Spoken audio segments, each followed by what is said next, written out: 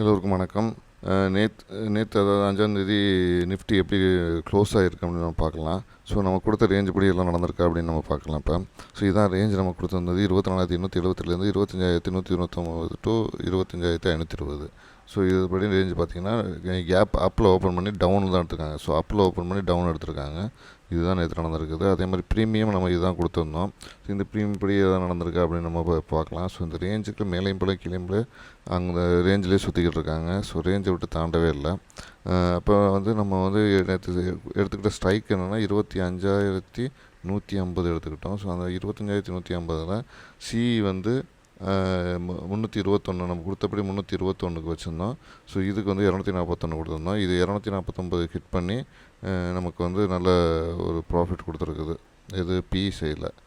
So B side பாருங்கள், நல்லா B சைடில் 241 கொடுத்துருக்கோம்.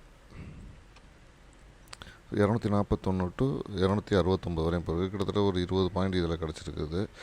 ஓகேங்களா? ஸோ இது ஓகே. பட் கால் 320 கொடுத்தா அது எடுக்கலை. ஸோ இன்றைக்கி லாபம் பி சைடில் லாபம் கிடச்சிருக்குது இந்த இந்த ப்ரீமியம் இதை பொறுத்தவரையும். ஸோ நான் செபி ரிஜிஸ்டரில் என்னுடைய ஓபிஎம் கால்குலேட்டர் பஸ் பண்ணி தான் இதை பண்ணியிருக்கோம். இது எல்லாமே full and full paper trading தான் பண்ணி பார்த்துருக்கோம். ஸோ எதுக்கும் ரியல் ட்ரேடிங்கான அட்வைஸ் ஏதோ இல்லை ரெக்கமெண்டேஷன் எதுவும் கிடையாது. இது முக்கியமான டிஸ்க்ளைமர். ஸோ இந்த வீடியோ உங்களுக்கு பிடிச்சிருந்தா லைக் பண்ணுங்கள், கமெண்ட் பண்ணுங்கள், ஷேர் பண்ணுங்கள், மறந்துடாமல் சப்ஸ்கிரைப் பண்ணுங்கள்.